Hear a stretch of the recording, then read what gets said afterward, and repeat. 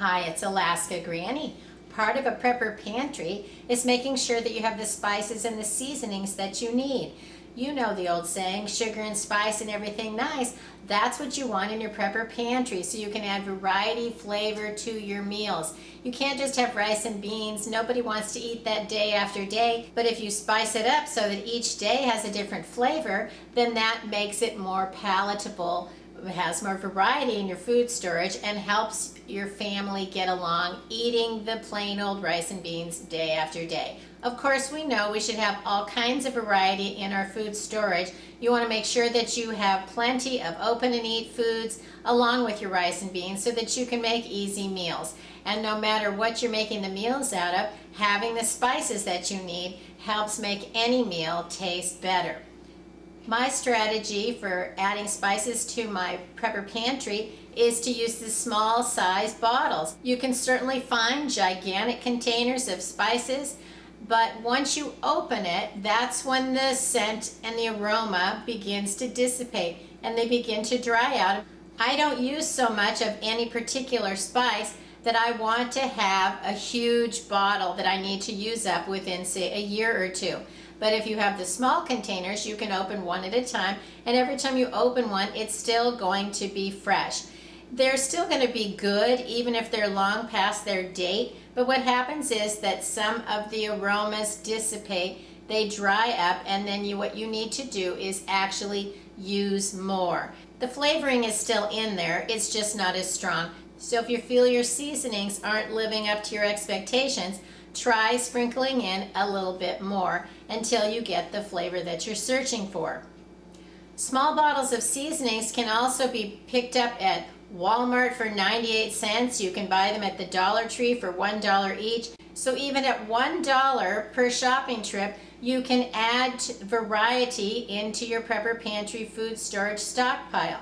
Look over the seasonings that you use on a regular basis, and those are the ones that you want to have extra. I started stashing my seasonings in this container that came from, I think, a spring mix lettuce, and I had them all in here until it got too much. And so now this is going to be recycled or used for another purpose.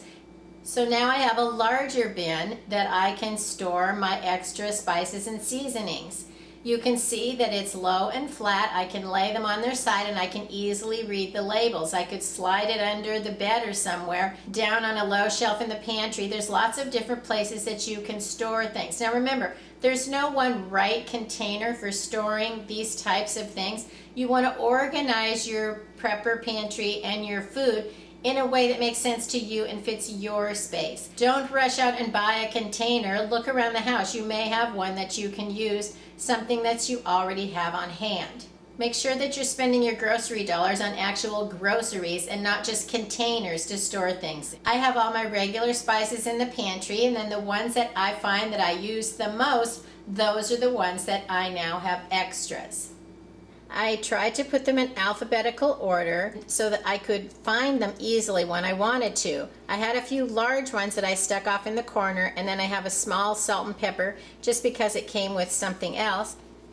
Any mixed seasonings and spice packets that you like, be sure that you stock up on a few of those.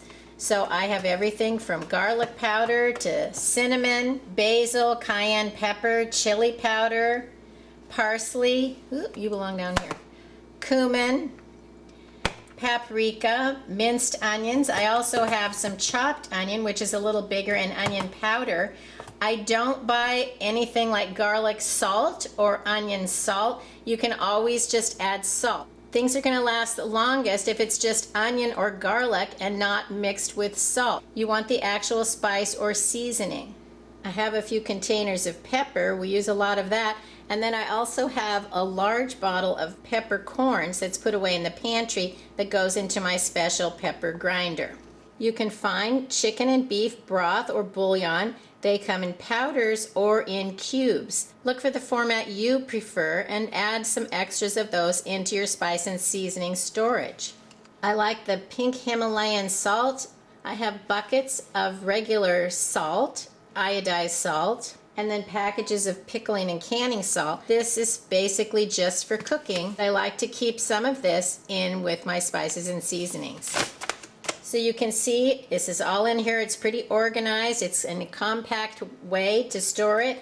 I can put a lid on it, put it away, and then whenever I want to get something out, I can slide it out, look through it, and put it back away. There's also room to add more. If I find that I want more, I can add them into my stockpile, and this is still going to stay pretty well organized. Just like any other part of your food storage, pay attention to the dates, because you want first in, first out. So put newer ones on the bottom and rotate the older ones to the top if you start to get multiples, or put them from left to right or whatever. A way that makes sense to you, that you can keep track of which ones are your newer, fresher ones that need to be put in the back. I can put it away, it'll help keep the dust out, and then I could also put other things on top of it for a shelf if I needed to in my storage.